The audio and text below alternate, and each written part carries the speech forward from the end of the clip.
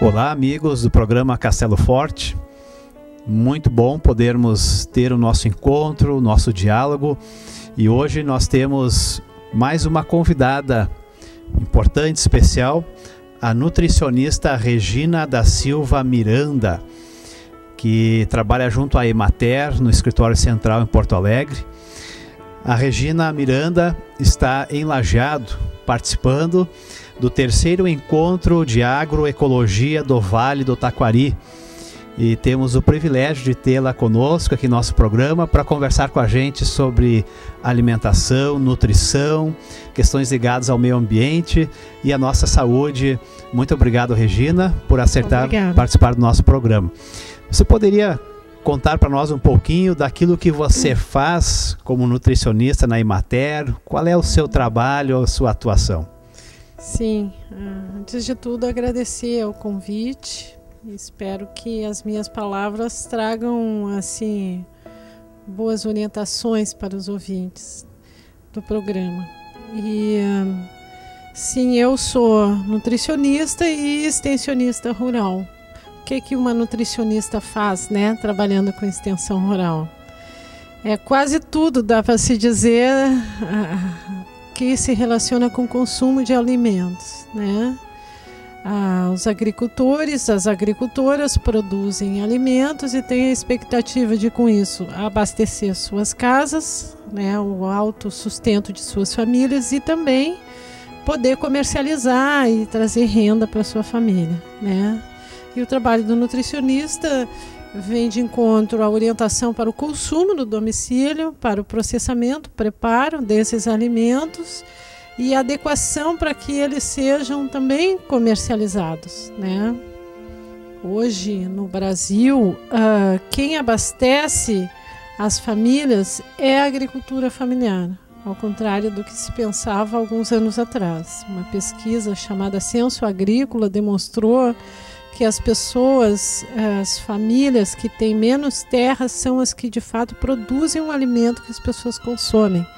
Ao contrário do que se pensava, que quem produzia alimentos para seres humanos comer eram os grandes produtores, né? Esses produzem para animais comer e para exportar, né? Então a variedade de alimentos que chega na nossa casa, ela vem pelas mãos da agricultura familiar. E também dá para se dizer que esses alimentos são mais diversificados e saudáveis. Não dá para dizer que todos, né?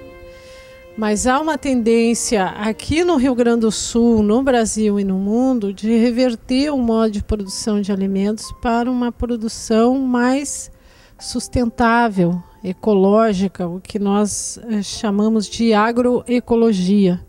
A produção de alimentos saudáveis e que, enquanto produzidos, não impactam o ambiente, como a produção convencional, que compromete os mananciais hídricos, que compromete a qualidade do solo, né, que interfere em todo um equilíbrio ambiental, né, interferindo inclusive nos ciclos das chuvas, enfim. A produção de alimentos agroecológicos, ela é uma ciência e uma filosofia de vida também, que parte do princípio da produção diversificada de alimentos, respeitando os ciclos da natureza, né? É claro que isso precisa ainda crescer para se tornar mais seguro e sustentável essa produção, para garantir segurança a quem opta por esse modelo. Mas esse é um modelo que produz alimentos saudáveis, seguros para as pessoas comerem, né? Interessante que você fala de uma alimentação saudável, segura. Quer dizer, alimentação é muito mais do que simplesmente consumir alguma coisa. O que você chamaria uma alimentação saudável, segura? Uma alimentação saudável, ela tem que ter muitas características, né? Eu penso assim que nós não comemos, enquanto nutricionista, eu penso que nós não comemos nutrientes. Nós comemos comida e queremos gostar da comida que nós comemos, né? E gosto de lembrar da comida que os nossos avós, os nossos bisavós comiam, né? Que era uma alimentação cultural, sintonizada com os ciclos da natureza. No inverno se comia alimentos de inverno, que eram os frutos que a natureza dava. No verão, os frutos do verão, que são os frutos que a natureza dá. E dessa forma o nosso corpo responde melhor. Então essa alimentação mais moderna, ela é, digamos, contraditória. Porque se por um lado a alimentação tem mais disponibilidade de alimentos do que no passado, e isso é uma verdade, nesse sentido a modernidade contribuiu, as ameaças de fome, elas não são tão grandes quanto no passado. Ainda existem sim, mas não são tão grandes, né? Mas a qualidade dessa alimentação diminuiu em muito. Então veja bem, a modernidade ela conseguiu, por assim dizer, tornar os alimentos disponíveis, mas ela diminuiu a qualidade dos alimentos. Então as pessoas não estão ameaçadas da fome, mas as pessoas adoecem pelo alimento de baixa qualidade que comem. Fale. Temos mais comida, mais quantidade, mas menos qualidade. Eu diria que essa comida que a gente tem hoje é rica em calorias, em gordura, sal e açúcar, né? Pouco nutritiva e uma carga muito grande de proteína de origem animal, das pessoas que podem comprar, né?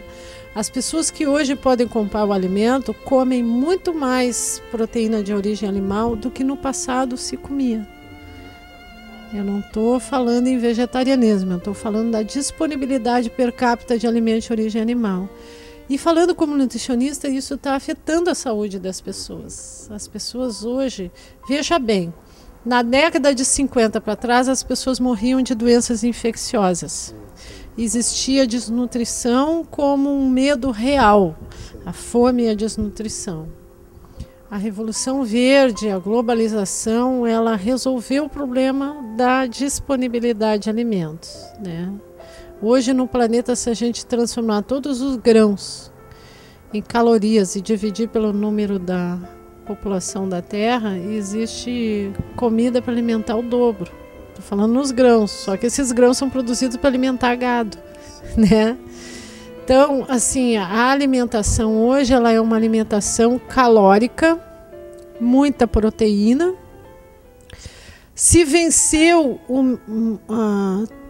todos os desafios das doenças infecciosas, como tuberculose e outras que matavam, né, por conta das evolução dos fármacos e tal. Então as pessoas não morrem mais de doenças infecciosas, hoje elas estão morrendo porque comem mal e porque não fazem atividade física. Poxa, você está falando de algo que tem a ver com todos nós realmente, né? Então a alimentação, ela impacta muito a saúde. Será que as pessoas estão percebendo isso hoje em dia? Ou... Se fala bastante nisso, mas eu diria assim que é um dos hábitos mais difíceis de modificar, viu? E em pouco tempo a humanidade fez uma mudança muito grande no seu comportamento alimentar. E por que não é fácil mudar esse comportamento? É porque o ser humano come o que está no seu cenário. Desde a ancestralidade, aqueles primatas que andavam lá pelas pradarias, né? Olhando o que tinha à volta, eram os frutos, as folhas e os animais que circulavam na natureza que ele comia. E foi construindo um hábito alimentar, a cultura alimentar dos diferentes povos, comia o que tinha na natureza, nas diferentes estações. Hoje o que nós fazemos? Nós substituímos aquele cenário pela televisão. E aquele cenário que aquele ser humano ancestral tinha, o alimento era escasso. Ele comia de acordo com a disponibilidade, portanto ele era esguio, às vezes vivia a iminência da fome, praticava muita atividade física e é esse corpo que nós herdamos.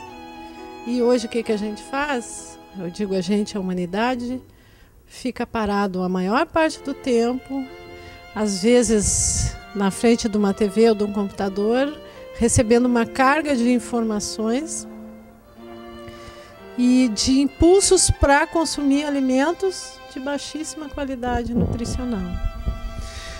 E esses alimentos acabam muitas vezes sendo, entre aspas, gostosos. Às vezes a gente tem prazer, digamos assim, em comer. Como mudar um hábito alimentar? Você disse que é um pouco difícil. Na sua experiência, o que leva pessoas a mudarem seus hábitos alimentares? Pouco discurso e muita prática. Eu falo isso pensando assim na orientação alimentar das crianças, né? Eu acho que a primeira coisa que se faz é seguir essa tendência, né, do ser humano comer o que está no seu cenário. Muda o cenário, né? Pega essa criança, tira da frente da televisão, não compra alimentos de baixa qualidade como salgadinhos, refrigerante, bolachinha recheada, produtos industrializados. Eu não preciso fazer o discurso que meu filho não pode comer bolacha recheada. Eu simplesmente não tenho bolacha recheada. Ele não vai ter disponível, entendeu? Se em algum momento lá na rua ele se encontrar com isso, bom, vai ser raro, porque também a nossa saúde, ela é um resultado de um ato cotidiano. Não é porque a pessoa faz uma coisa ali errada, um exagero um dia aqui outro, que isso vai causar problema. O problema real é que tem pessoas que comem uma quantidade enorme de sal todos os dias, de açúcar todos os dias. E vejam bem, os industrializados, eles têm uma carga de conservantes e de outras substâncias estranhas que, além do sal, do açúcar e da gordura, causam males que a gente não sabe. Então, assim, a evolução aí da quantidade de tipos de câncer que as pessoas estão adoecendo e morrendo disso, pode ter a ver com isso. Alguns casos já se sabe que tem a ver. Consumo de muitos alimentos coloridos artificialmente, isso já é provado que esses corantes são causadores de câncer. Veja bem, olha a ironia. Os corantes nos industrializados ocasionam câncer.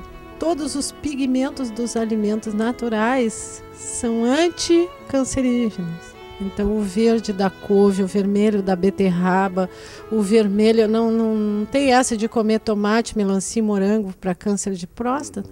Agora o vermelho da balinha que a criança está chupando causa câncer. Quer dizer, nós criamos coisas artificiais para imitar o natural e o efeito é o contrário.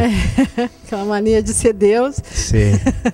E essa questão, Regina Miranda, nutricionista Emater, como é bom conversar sobre isso e a sua experiência e conhecimento é interessantíssimo. Então, a questão da alimentação também é algo a longo prazo, podemos dizer, em relação à saúde. Sim. É importante perseverar. É um investimento. Claro. Quer dizer, através dos anos, vale a pena a gente ter uma alimentação boa, porque vai fazer diferença na saúde da gente, né? Não tem. Às vezes as pessoas me dizem, mas a senhora come alimento agroecológico, eles são mais caros, isso só consome quem pode. Eu digo, olha, amiga, eu prefiro pagar alimento agroecológico do que comprar remédio para pressão alta. Esses sim são caros. E às vezes é um túnel sem volta.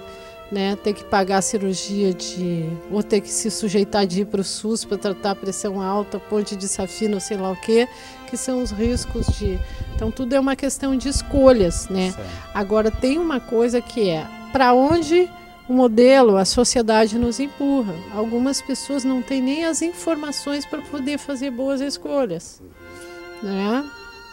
Então acho que os governos e a sociedade como um todo têm esse compromisso de distribuir informação séria e segura a respeito do consumo de alimentos. Você fala de pressão alta, que aliás é uma epidemia nos dias de hoje, né?